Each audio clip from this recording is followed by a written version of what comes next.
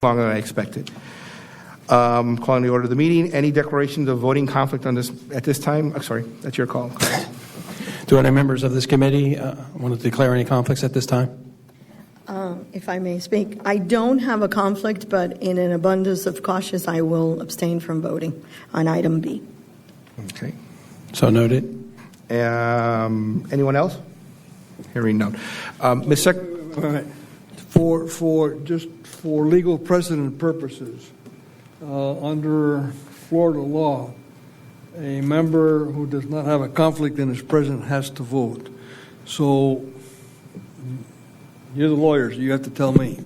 But I'm just saying that if you're present and you don't vote, that sets up a possible for a legal claim. Well, we'll ask our general counsel. That's what. But is it all right, Mr. Chairman, if I bring it up? Let's clarify that. Counsel, is there any issue with a present board member or a committee member abstaining from voting? Well, she would have to leave the area. Yeah, if she leaves the room, she can leave. She can't stand here and sit. Right. That's what I said. That's fine. Okay. Any other declarations of conflicts on any of the items? Hearing none. Ms. Secretary, do we have a quorum? I forgot to ask that. Let's call roll. Mr. Martinez. Here. Mr. Rodriguez-Pina. Here. Mr. Gonzalez. Yeah. Mr. Mr. Vasquez. Here. Chair Gutierrez. Vice Chair Ferre. Here. We have a quorum, sir. Great. I have had many meetings as the Operations Committee Chair and as a member. I see a lot of people here. Item 3 is public comments. How many people are here to speak relating to item B?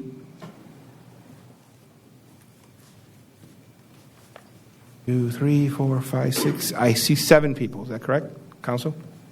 That's right. What I'd like to do is, does anyone have any public comments on any other items? Seeing none. If it's acceptable to the committee, what I'd like to do is I'd like to resolve all the other matters first. Then we can do the public comments for item B before we go into discussion on item B. That way we don't split things up. Is that acceptable to the other members of the committee? Fine. Excellent.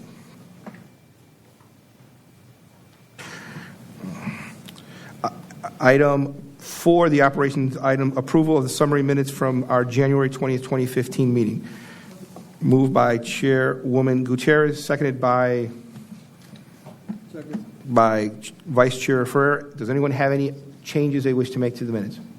Any opposition to the minutes being entered? Hearing none, they are approved. We'll skip item B for right now. Item C, MDX procurement contract number RFQ 10-05, MDX work program number 211-105, construction, engineering, and inspection, CE&I services for Central Boulevard reconstruction. And this will be Juan, I believe. Is that correct, Mr. Director? Go right ahead. That's correct. That would be the endorsement for amendment number 4. Thank you. Committee members, I will state that this is the motion to endorse the 4th Amendment to the contract with Parsons Brinkerhoff for the construction engineering inspection services for the Central Boulevard project in the amount of $250,914.55. As you recall, this is we've brought other items similar to this one in the past, in where we've been extending the contract time due to extending the CI services due to the delays by the contractor on this job. To date, the contractor has assessed $4.6 million in liquidated damages up to January 31st of 2015. This project has been finally accepted as of January 31st of this year. So this 4th Amendment is the remaining funds to close out the project, to finish all the closeout items and deliver the project in full to MDX. That's it. Does anyone from the committee have any questions? Let's start with Chair Gutierrez. Thank you. It's pretty substantial, the liquidated damages. How do we collect that? What we'll do is that as we close out the project, we will look at what the balance is to pay. We would deduct the liquidated damages, and we would present a letter of final payment to the contractor for the final amount that we're going to pay out, minus the liquidated damages. Okay. And you don't foresee any problems, and we owe them more than what they owe us? Where as part of that process, we would probably have discussions as to the LDs versus the damages to the agency. I can tell you what we did in the other project that community had, where they were late with us on the 87409. They had incurred approximately $2.3 or $2.4 million in liquidated damages. We went back and we looked at what our additional costs were to finalize the project in terms of CI, GEC, and any other agencies such as CSX. Anything that was additional cost to the agency, what we ended up doing was deducting that amount and paying out the rest. So we were whole at the end of the project. We would more than likely follow a similar process with this to close it out. Out of the 4.6, I can tell you that our true costs are probably somewhere in excess of $1 million right now. So we're probably looking at deducting somewhere around $1.5 to $2 million out of this, and then we'd close out the project with to whatever the amount is. Question. So you're telling me Go the ahead. 4 is not a real number? The 4 is the contract number. The liquidated damages is assessed based on the specifications and the formula to come up to that number. On this project, the liquidated damages were $15,000 and change per day. So that is the contract number. What we do in terms of in order to close it out is that we'll look at what our true damages were. We've consulted with our GCs, and we've consulted with the DOT in terms of how they handle closeouts like this and what's happened in the past in terms of claims. And because our damages are less than the contract damages, we would probably not be held to the full damages if this went all the way to Not hold them to the full damage. Well, it would seem punitive on our end to withhold the entire amount if this went all the way through to litigation based on your true damages and your contract damages. Based on our discussions with DOT, that's what they've experienced in the past. Rather than going through a lengthy legal process where we know we're going to expend a lot more money, we'll negotiate a fair amount, an amount that makes MDX whole, and we'll offer that. And then if they want to claim against that, then they're going to have a tougher fight ahead of them, because we did what we know is in the best interest of MDX. In order to avoid that this is not a kid's game or a shell game in terms of money, I think it would be prudent for MDX to withhold any further payments until this is settled. We have already, actually, because the LDs have exceeded the contract dollar amount. Okay. We have not had, this contract has not seen an invoice go out since March of 2014. Okay. Maybe these people will learn that they got to be on time, and time means time. Yes. Thank you. Mr. Rodriguez-Pina? No, they've been. Okay. Mr. Vasquez, any questions? Hearing no other questions, does anyone wish to move the item? Mr. Rodriguez-Pina is moving it, seconded by Mr. Vasquez. Will you second it? Seconded by Mr. Vasquez. We've had comment. I will close comments. Anyone in opposition to the item? Hearing none, the item passes unanimously. Thank you.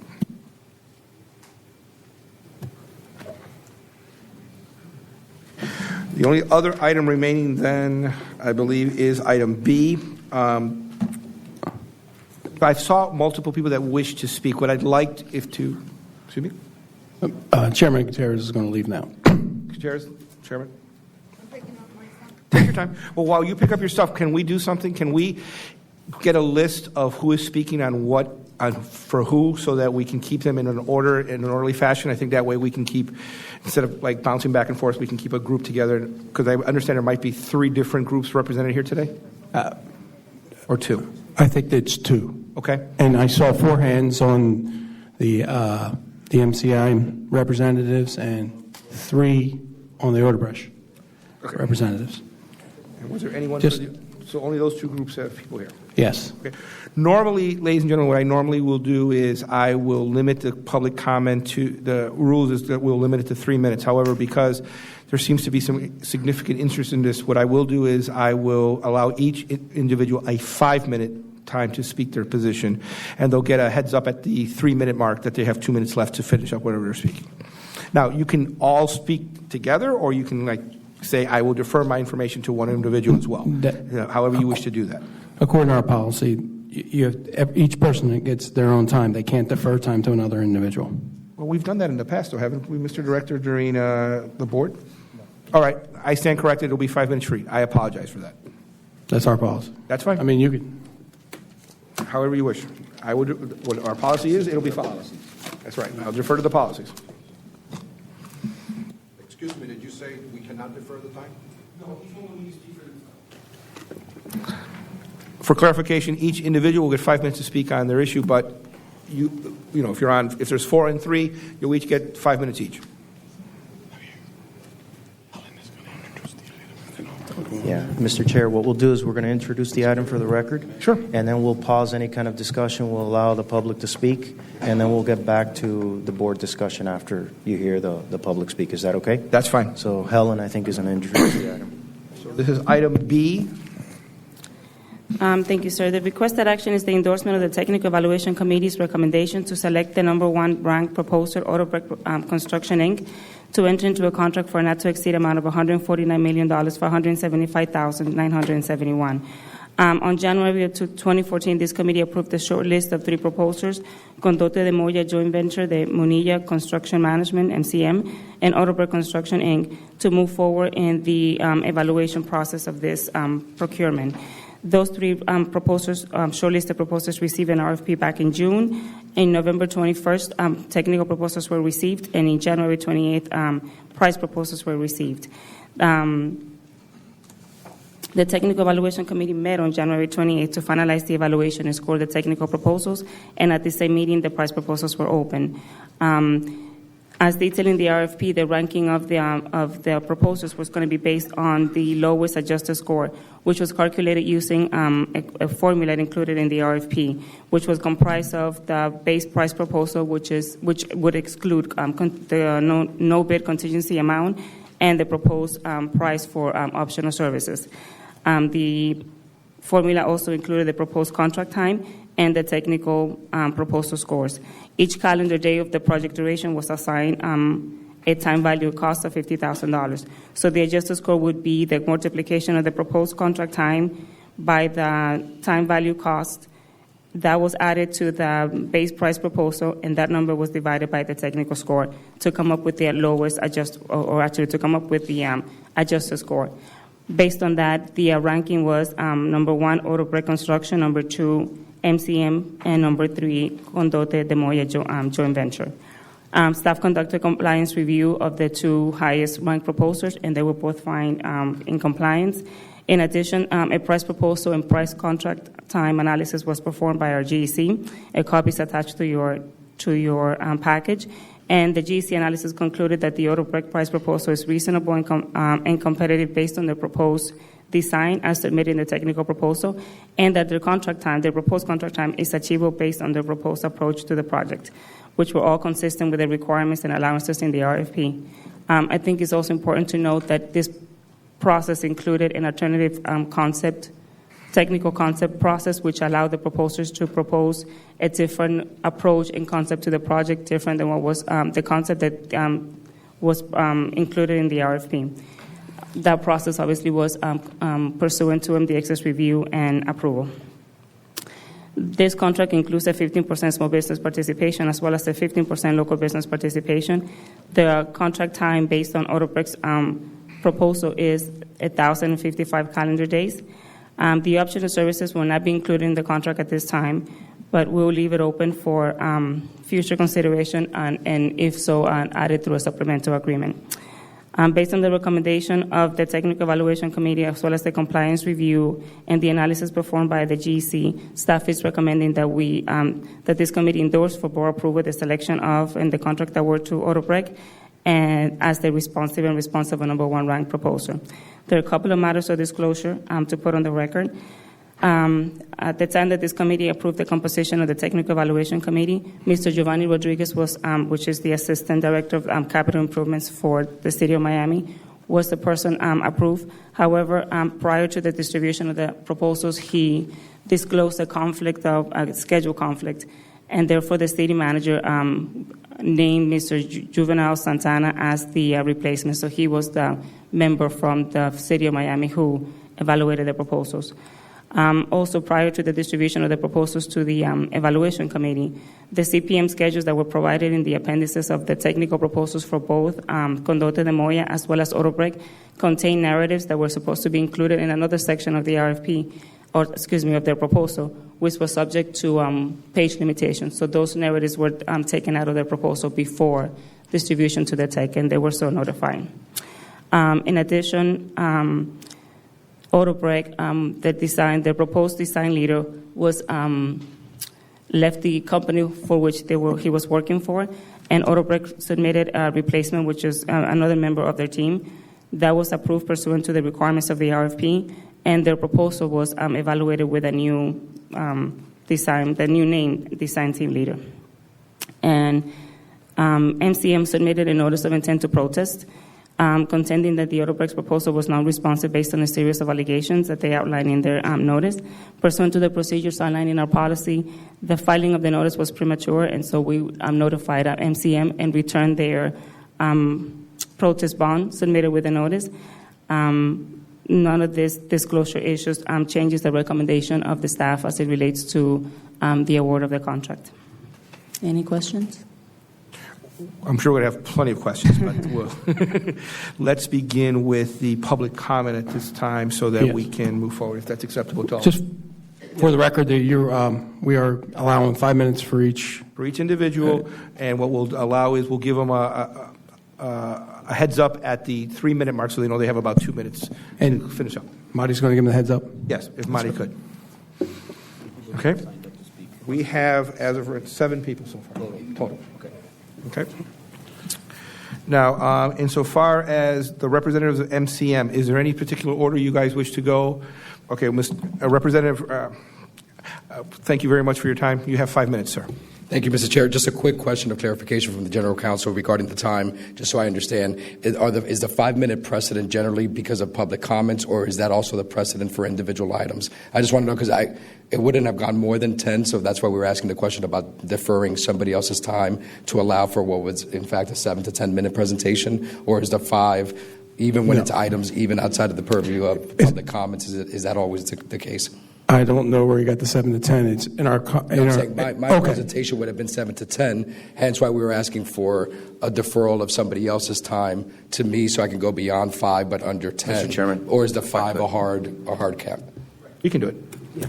Here's what we're going to do. I'm going to make a motion that they be allowed to defer their information so that they can their minutes. It's not part of the line, but so that we can move forward on this item. And I understand that it'll be quicker. So if you're going to speak for 10 minutes, Mr. Representative, no more than. Okay. So what we'll do is I'll keep tab of how much you use, and then I'll subtract that from other people that speak on behalf of MCM. Fantastic. If that's acceptable. Very, very much so. Thank you. Check. 1 second. Don't start the clock yet. One side versus the other.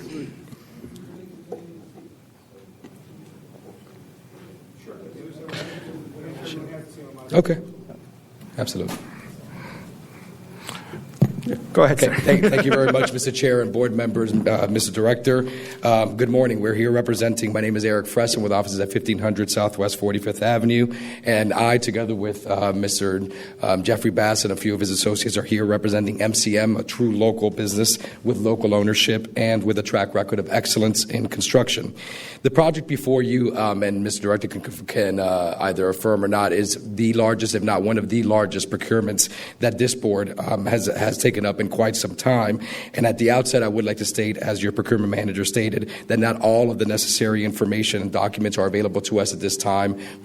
Certain things regarding construction schedules of other proposers are not available to us. So we are just going to be presenting what I believe, regardless of not having some of that information right now, what should be and will be the cause of the proverbial red flags going up as to how this procurement and this recommendation was presented to you all.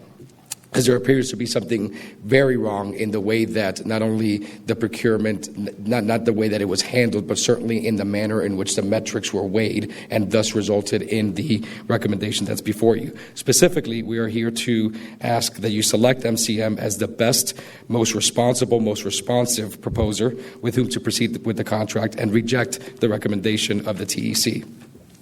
We base our ask on several facts and important facts that are as follows. Firstly, MCM had the lowest price of any of the three proposed bidders, and we will be demonstrating that shortly.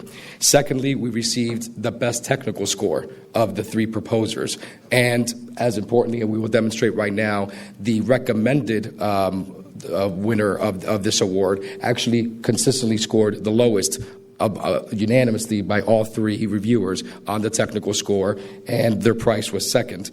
And MCM proposed a construction schedule that is both reasonable, realistic, and faithful to the express terms of the actual solicitation, which we will demonstrate very shortly what those express terms were. If I can, this is the scoring sheet that your procurement manager referenced. You can see that in the technical score, unanimously, Odebrecht scored last of all three. MCM scored first on technical score, scored first on price, and only when it comes to the actual timing does all of a sudden that one metric, which we will show is the most easily manipulable metric of all, does Odebrecht, which came third or last in technical scoring, second in price, do they all of a sudden get catapulted to the first place in the recommendations? And I think what is vitally important here is the schedule proposed by Odebrecht as it pertains to construction. And we're going to get to the point of what the rules were for the bid, because your own reviewers, as you can state here, and I'm happy to provide copies of this to you, in their comments in reviewing Odebrecht's construction timeline, which is the one factor, the one metric that catapulted them again above MCM, above the consideration of price to this board, above the consideration of technical compliance and evaluation of this board, was their construction timeline, which was more accelerated and seemingly unreasonable at the time. Your own staff calls it it would be amazing if it can be done. Their schedule kind of depends on starting work in an area where the right-of-way is required prior to having the right-of-way. That is an incredibly important point that we will highlight later as to the restrictions, express unambiguous restrictions that the RFP called for that allowed for zero work to be accomplished during those days. They call it they call it on assumptions that I'm not entirely confident in, but if they are successful, we will hold their feet to the fire. Now, yes, real sir. quick, I'm not to interrupt your time. Whose quote is this? Because I can't read it from here to there. It's one of the reviewers. Kate, do we have? Right. It was one of the reviewers from the Technical Evaluation Committee. Daniel Menendez. I apologize. That should have been up there. So I bring this point up only to demonstrate the fact that the one aspect that, once again, catapulted Odebrecht to number one is a construction timeline that is more accelerated than MCM's, but by your own review staff, seemingly improbable to actually accomplish, but for the fact that they allow a deference of potential work inside a period of time that the procurement was expressly prohibited from performing in, and secondly, what they call the holding feet to fire, which I want to get to now. The holding feet to fire is based on what you were discussing before on item C, the concept of liquidated damages. Now, when you're talking about a procurement of this size, liquidated damages really do become somewhat of a rounding error in perspective and in context to the size of the overall award. Let's be clear. Every single construction firm has an inherent incentive to not delay a project and to come in timely, if not ahead of time, because there is an assumed cost of $10,000 to $12,000 per day of just being out on a job anyway. But to the extent that liquidated damages do actually have their intended effect of having some sort of a penalty applied to those who cannot comply to the promised construction schedule, you will see that while the customary liquidated damages is somewhere around the $50,000 per day realm, when you look at the way that the liquidated damages were established in this specific RFP, it's actually, when you take it all into account, a $16,000 liquidated damages. So you can basically take what would be a strong and good faith construction timeline and take the risk of saying, well, I will accelerate this as much as possible because it's worth it to me, even if I cannot make that construction timeline. Liquidated damages are so minimal in comparison to the size of the whole job that if that one metric can be manipulated to the point where it can overweigh or overrule the two most important elements, which are price to this board and technical competency, then we can go ahead and accelerate that timeline. So we would submit to you that the Odebrecht proposal is completely imbalanced on time and on the construction schedule. Moving outside of the liquidated damages, we find that the injustice of this proposed award to this board, what you're left with is the lowest quality proposer in terms of technical evaluation, who did not have the best price, but once again was able to manipulate the one element, which is the construction timeline. So we can go back to that schedule and, more importantly, discuss the right-of-way acquisition. I think this is a critical point. And probably the most critical point when it comes to the construction timeline. The RFP itself was very specific in talking about that the design build firm must take into consideration, and if I can just borrow that for a second, for the preparation of the technical and price proposals, which is exactly what was submitted to you, that construction activities will not be permitted between Northwest 27th Avenue and Northwest 37th Avenue as detailed in the table below. That is not some sort of ambiguity. It expressly states that you cannot have any construction activity during that period. Further, whether even though you can take that and read it expressly, a question was asked of staff as to how to interpret that, as to whether or not there was supposed to be a strict biblical interpretation of that shall not work during that period. And the question was specifically asked as to whether or not we would like to request that MDX put a similar time limit. Well, the question was asked specifically whether or not that was to be interpreted as zero activity occurring in that space, while MDX, to its own protection, and the reason why they allowed themselves 690 days they gave themselves a cushion to allow for the right-of-way acquisition without it actually being perilous to their either liquidated damages or to their cost. The answer provided back from staff was expressed again. No activities can take place on a parcel to be acquired until the approval is given by MDX. As such, the submittal by MCM took that into account, assumed that 690 days of zero work meant zero work, and provided the most reasonable, according to your own staff's review, and the most good faith time schedule, construction time schedule, of any of the three proposers. Lastly, we would like to once again demonstrate the fact that on the component of time, it is the only thing, once again, that is allowing for this for this recommendation to be made to you all. From the comments that we were able to again discover from the technical evaluation review staff, which you have seen right now, showed tremendous doubt as to whether or not Odebrecht's construction timeline could actually be met, but that the only reason why the allowance was given to that doubt, or that doubt would be at least protected, was because of the fact that there was some holding feet to the fire, a fire which does not clearly exist given the size and scope of this project. We assure you that this consideration is extremely prejudicial for two reasons. One, MCM from day one was very I'm almost done. Okay. Was incredibly consistent, responsible, and responsive to the criteria provided by the RFP, including construction timeline, including dates of prohibited activity. Secondly, we were first in price. And lastly, we were by far recommended number one on the technical evaluations on the technical review component, whereas Odebrecht was ranked unanimously third on that portion, was ranked second on price, and only through the one manipulatable metric was it able to actually catapult over a metric, which, by the way, your own staff on their schedule has high doubts as to whether or not it's reasonable or in good faith. Thank you very much, Mr. Chair, for your time, and I appreciate any questions, and we're here for any additional comments. Representative, way to keep within the allotted time. You did really well. Thank you. It's tough. Who else wishes to speak on behalf of MCM? You have 10 more minutes. Or is...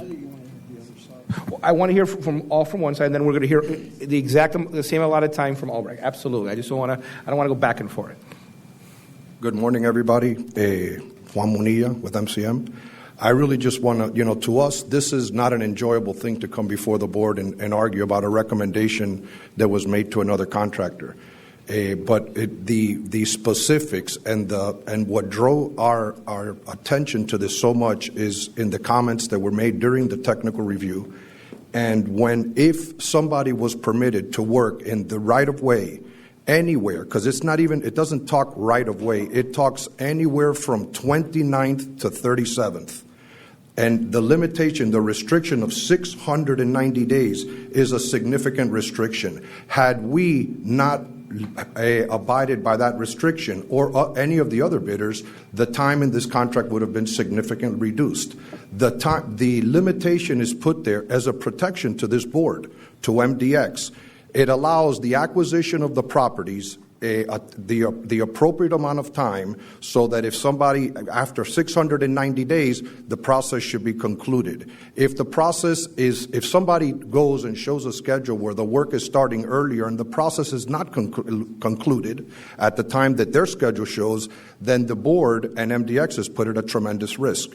So this 690 days, to me, it was biblical. It set a platform. All the bidders had to do it. No construction activities between 29th and 37th. And 690 days is a significant amount of time. I just want to also reference that in our proposal, we took a 120-day activity that is also in, if you could put that on the board that shows the critical activities.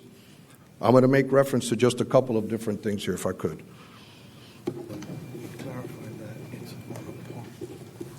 No. Well, you can leave that there in a second, too. But the other one, the one that shows the directive that we have to follow the process. I'm sorry? Turn this what? Oh, I got it.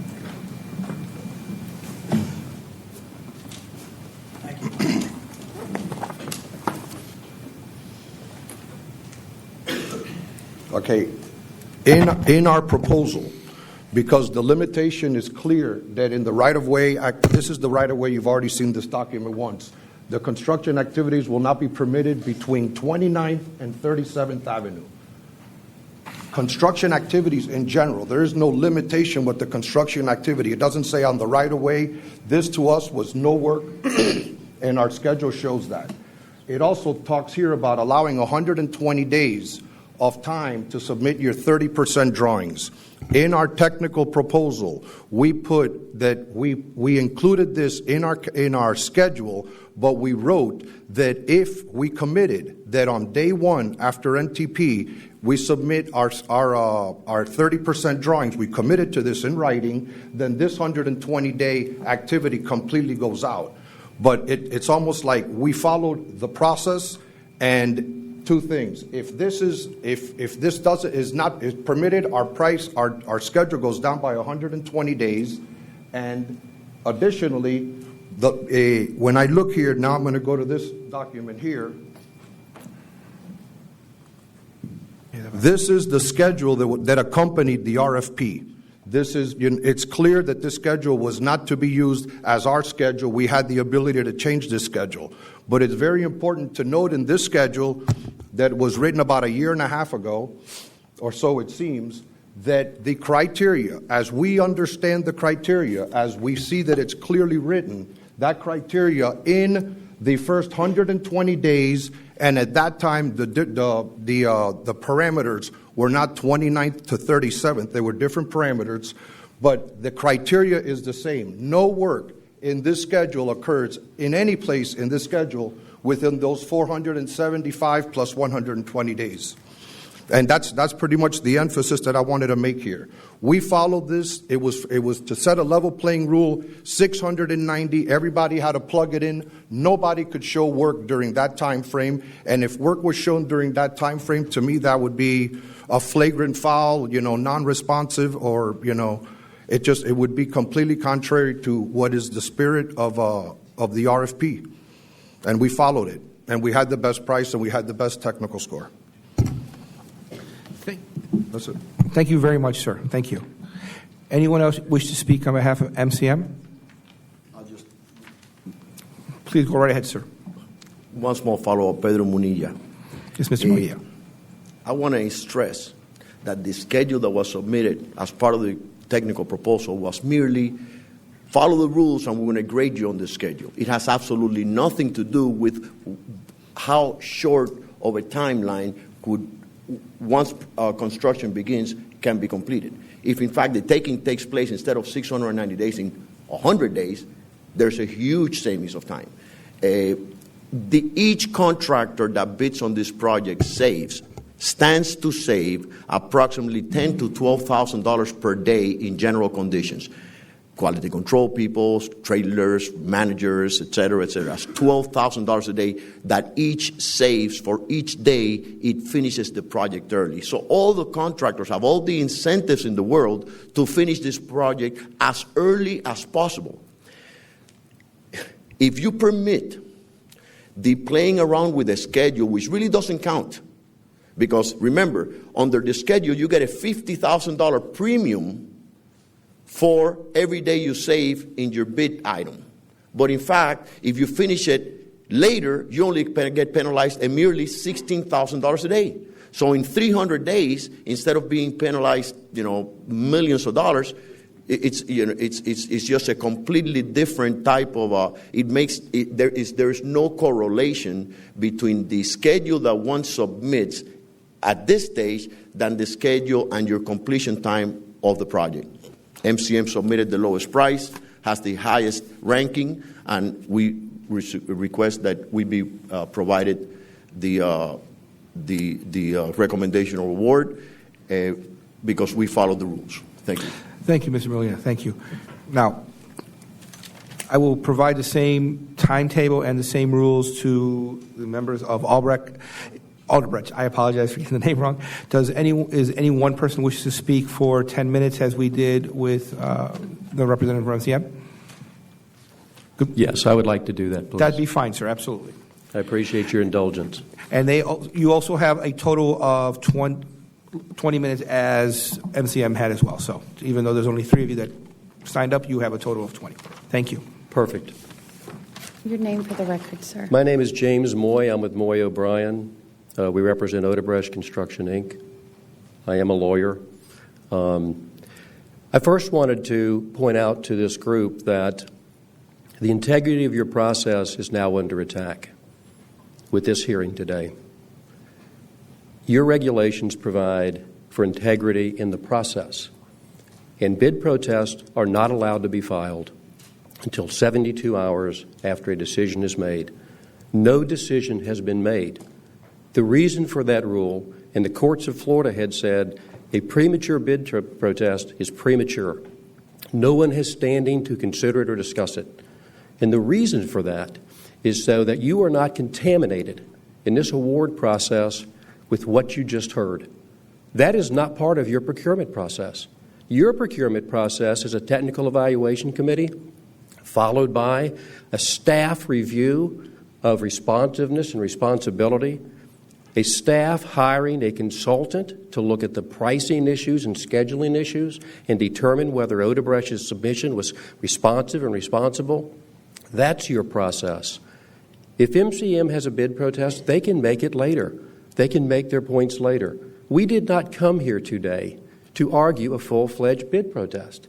So we don't have the fancy boards. We are here to respect your process.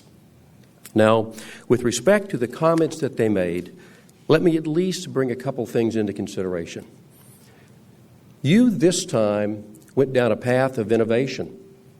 Innovation to do what you wanted to do. And what you wanted to do was have a price component and an award basis that considered schedule, and because you believed it's worth $50,000 a day for you. That's what you set up. It sounds like MCM doesn't like the procurement rules, the rules that you put in play. They didn't play by the rules. Odebrecht played by the rules. Odebrecht did exactly what it was required to do. And you know, I hear and I listen, oh, we're the best proposal. We got the best technical score. What are we talking about? We are talking about 915 points to MCM and 890 points to Odebrecht. We're talking about a 25-point differential on 1,000 points. That's how tight the technical is. For someone to imply Odebrecht's proposal is not technically competent is, with all due respect, ridiculous. Let's talk about the number of days. Yes, Odebrecht, innovatively, as you requested, figured out a way to do this job in 1,055 days, 300 days shorter than MCM, almost a year. MCM was so far out on the days, Condotti was 1,200 days. They're 170 days less than MCM. So how did Odebrecht do this innovative proposal? Well, time will tell, and MCM will see that when they get the proposal. But let me at least say on this slide, the TEC person stated specifically, and they didn't put this in red, so I guess there's work on the interior that they plan on doing before they start expanding the roadway out. That's one of your TEC members before he recommended Odebrecht. And so what are we talking about on this right-of-way? What we see is that a chart is used. And this chart says the design-build firm construction activities will not be permitted between Northwest 29th Ave and Northwest 37th Avenue. That's what it says. What did they fail to tell you? What does your staff know? This is in a section called right-of-way acquisition. This means that on the right-of-way you don't have yet, the contractors can't work there. That's what that means. No more, no less. How do I know that?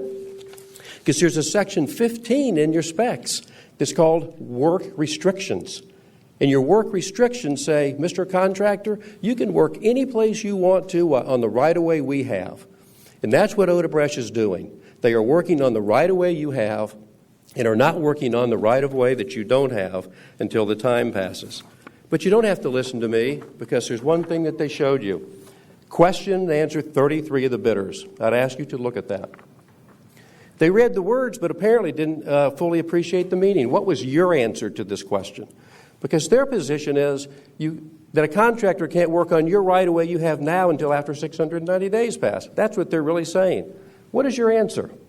No activities can take place on a parcel to be acquired until approval is given by MDX. Odebrecht is performing work on parcels that you have acquired. Lastly, I would point out that they are not the lowest price. The lowest price is $14 million by Odebrecht. When you do your time adjustment that you put in place, that's the number. It's $10 million if you consider the technical points. What they're asking you to do is to say that your general consultant and your staff are wrong in what they did. In fact, I read this morning. This is a document you have in front of you. Staff has conducted compliance review of the two highest ranked proposers and found the proposers to be in compliance. In addition, a price proposal and proposed contract time analysis were performed. That's this manipulated schedule. They're telling us our schedule's manipulated. They haven't seen it. Time analysis were performed by general engineering consultant. Copy attached. The GC analysis concluded that Odebrecht's price proposal is reasonable and competitive based on their proposed design as submitted in the technical proposal, and the proposed contract time is achievable based on their proposed approach to the project. That's what the GEC consultant said. Not a lawyer up here telling us that this schedule is manipulated. Odebrecht played by the rules you set in play, and with all due respect, would request that you adopt the recommendation of staff and your TEC committee, and I appreciate your attention. Thank you, Mr. Moya. Does anyone else wish to speak? Please, sir. Good morning. I am Mauricio Gonzalez, Director of Construction for Alderich USA, a company that has been in Miami-Dade County for 25 years, having delivered over $4 billion in projects, creating over 100,000 jobs locally, and having an impeccable track record of delivering jobs on or ahead of schedule. Our proposal, both the technical and the price proposal, follow the rules. They've been found not only by our own team before delivering, but also by staff and the GEC to be in compliance with the RFP. We are excited and already planning and working to deliver these important projects for MDX on or ahead of schedule and with a high quality level. Just wanted to make that statement and reassure you that the project will be delivered on or ahead of schedule. Thank you.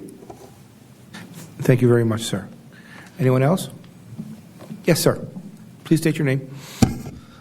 Good morning. My name is Gilberto Neves. I'm the president and CEO of Odebrecht.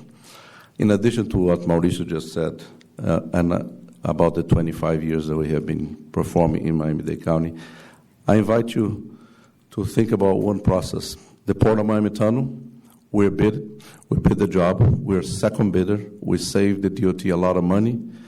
The DOT chose somebody that were even more creative than we did, and Miami-Dade today enjoys a tunnel built by Bouygues and not us.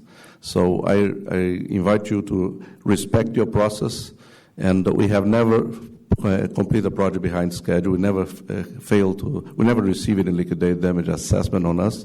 And this project will be no difference. And I'm here just today just to back our team and to ensure you that this job will be built on time, on budget, and we're going to exceed the small business goals as we always did. Thank you. Thank you very much.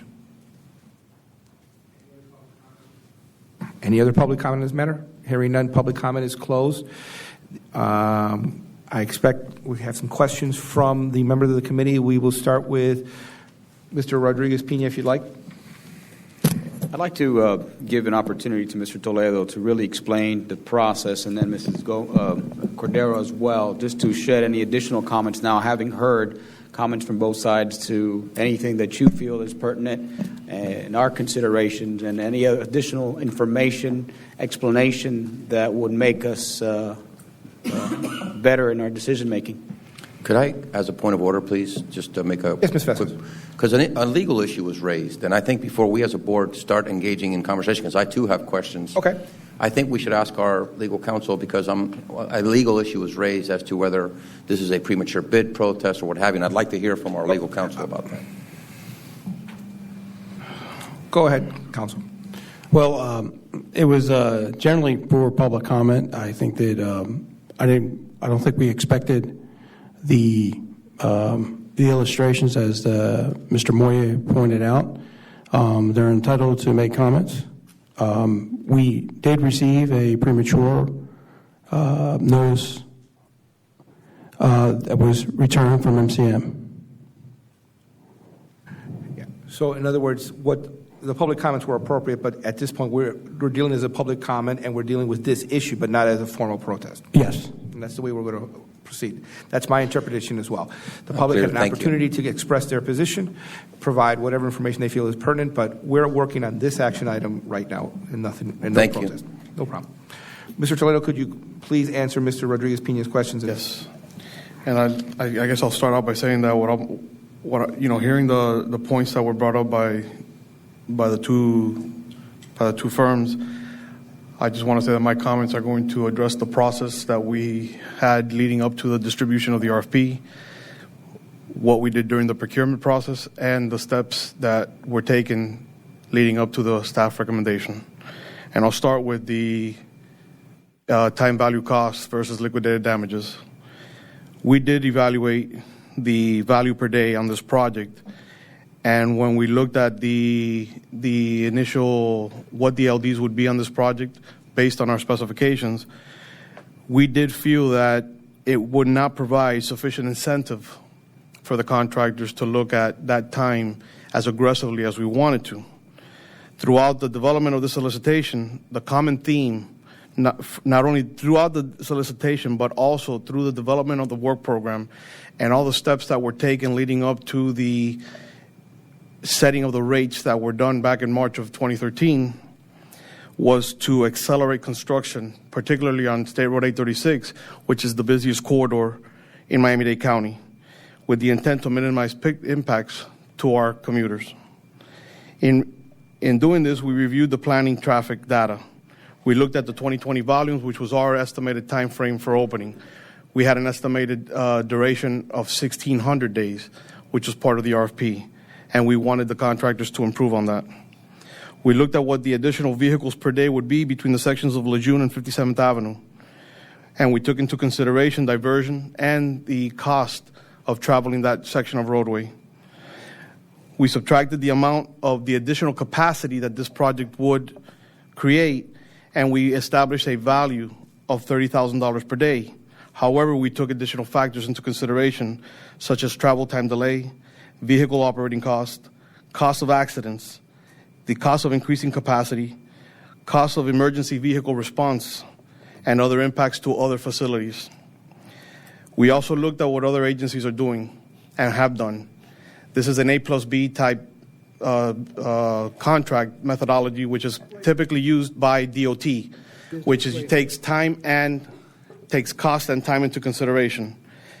We looked at what was done at the interchange project with the intent of also accelerating those project times, and that project also had a $50,000 per day schedule.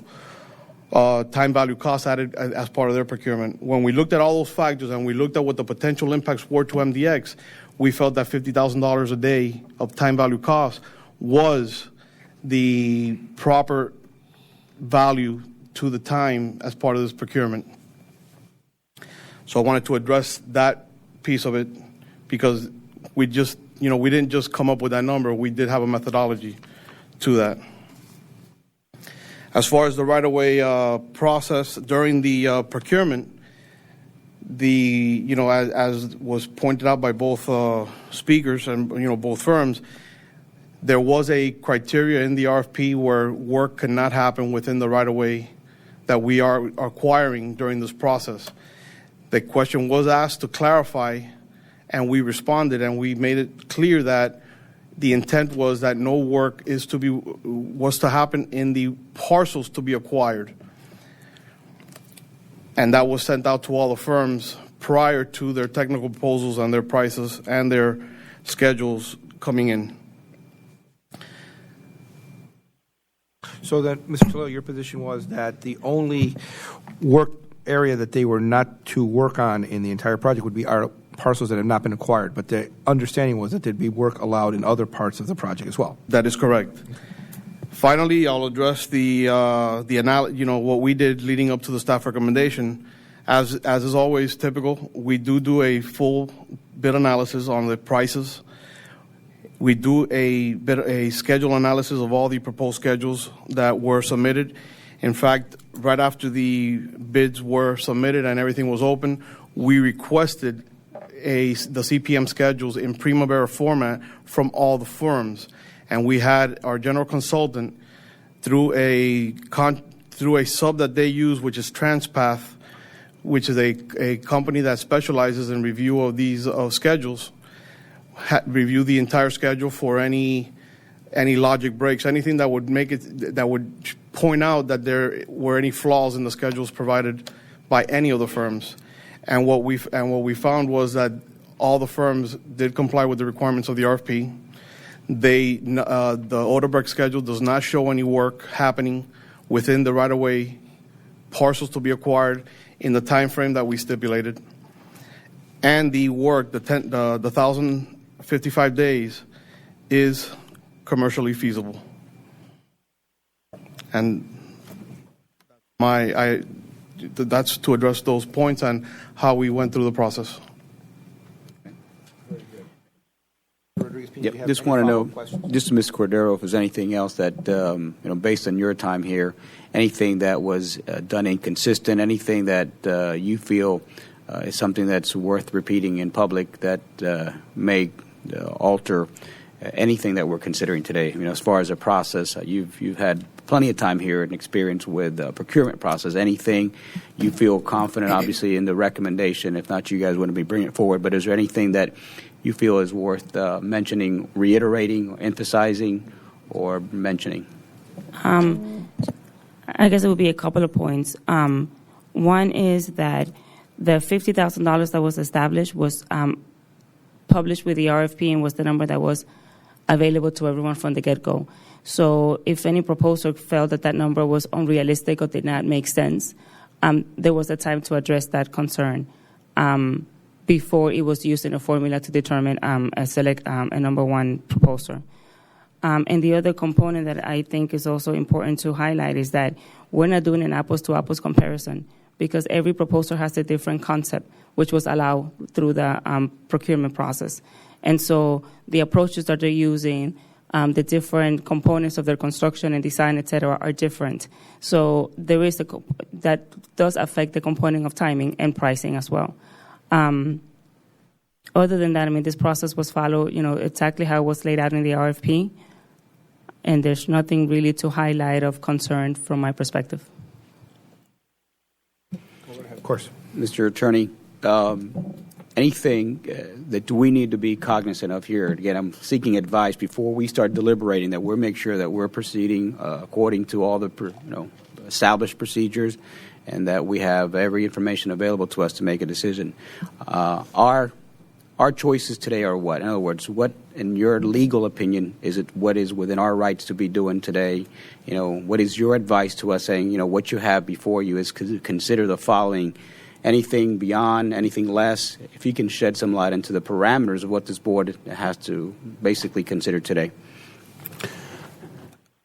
Yeah, Mr. Rodriguez-Pena, I would suggest that we follow our procurement process and that anything that the staff has shed light on, I think they've been pretty clear. I think everything has been followed the way we've laid out, and as long as we follow our process, then we're fine. Mr. Executive Director, I would be remiss if I didn't give you an opportunity to share with you your experience, your thoughts, and guidance as well, and make sure that we're doing everything within the best interest of our community. I signed the agenda item report with a staff recommendation after evaluating the three components that were before us. Technical evaluation, which in theory is the most subjective one, is the one I focus on to see if anybody skewed the scoring. The scoring was not skewed, it was consistent. The next two questions was price, which I depend on the general engineering consulting and engineering staff, and schedule. And I'm confident that the three components met the requirements of the RFP. There was no issues in the technical evaluation that would raise my eyes, having done this many times, and I stand behind my recommendation. Any other questions? You indicate you had some questions? One question to Mr. Moya as a clarification. At the very end of your presentation, you mentioned something about the real price, and you mentioned a $14 million number. Can you just clarify that? That's the only part I want a little clarification on.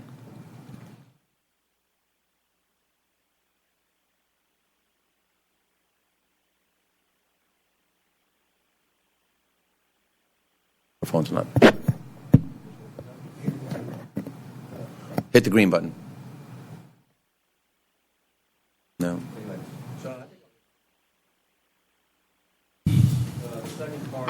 Mr. Moy, I'm sorry. We do need you to speak into the mic because this is a public meeting that's Just already 1 second. recorded. We'll fix it for you. Give me a second.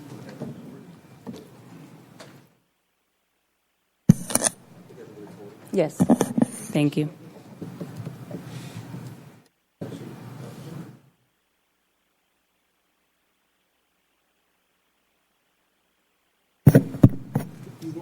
Do you want to use mine?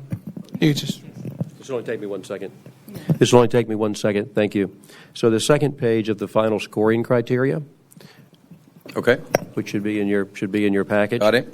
So if you look at the time adjusted price, the MCM is $216 million, and Odebrecht is $201 million. Right. Which column you that? This here. So that's the $14 million once you take into place the $50,000 per day savings. Okay, thank you very much. Thank you.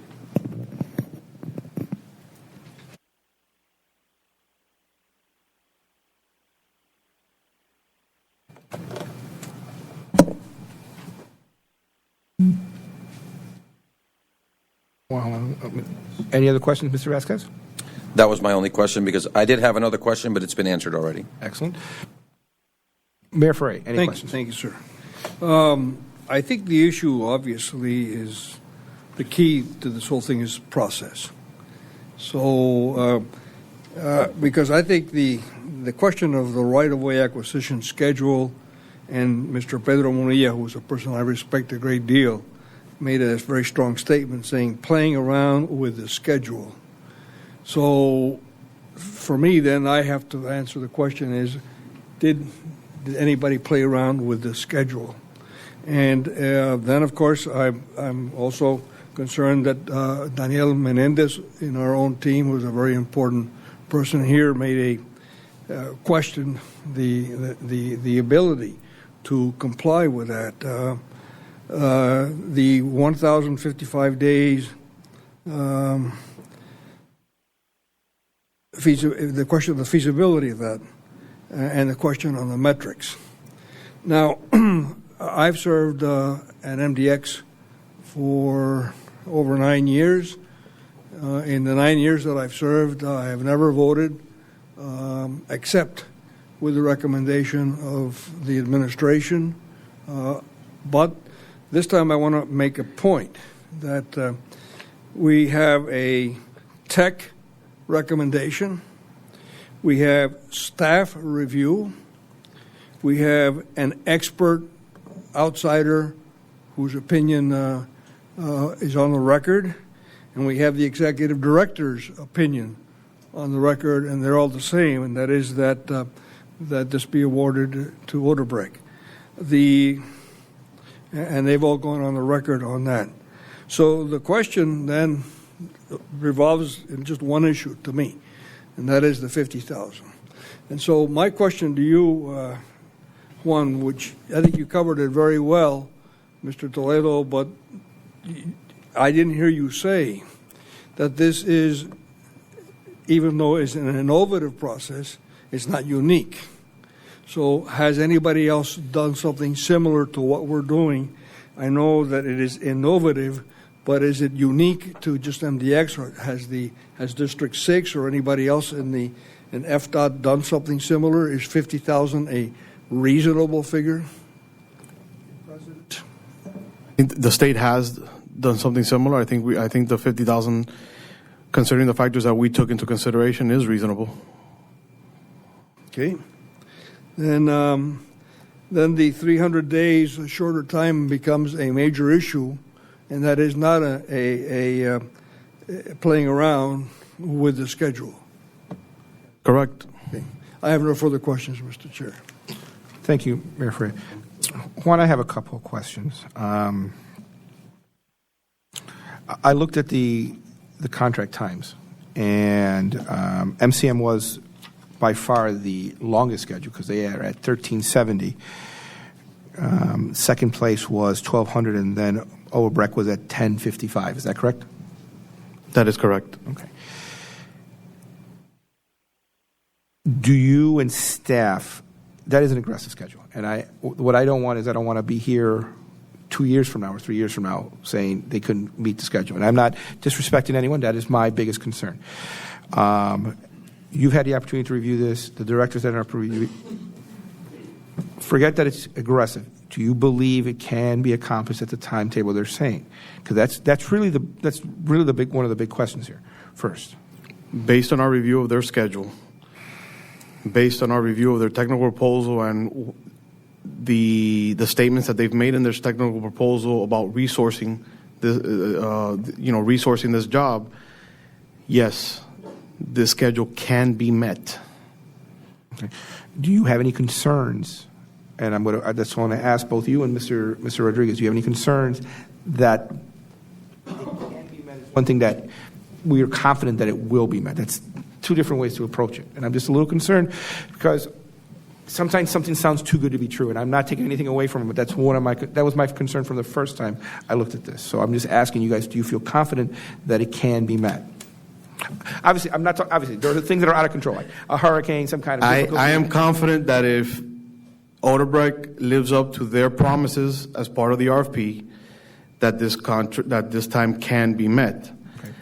Barring any unforeseen conditions that is outside of anybody's control. Of course, yes, barring, this contract is commercially feasible. It can be accomplished in the time that they say in their proposal. And what is your response to the fact that there is a legitimate issue that the technical score was there is a difference in the technical score. They were the lowest of the three here, and their bid was the second lowest. How do you calculate the three together to come up with the fact that they are number one based upon, quite frankly, winning one of the three elements? Well, I go to the fact that we use a design-build process that takes into consideration the best value of the entire proposal. If the intent of this, if our intent was to select solely on price, we would have done it that way. I think what we wanted to do was this is a best value procurement. We looked at three aspects. We looked at price, we looked at technical score, and we looked at time for the reasons that I stated earlier. We want to be in and out of 836 as soon as possible. It's been the common theme for the last 2 years leading up to the development of the work program and the development of this RFP.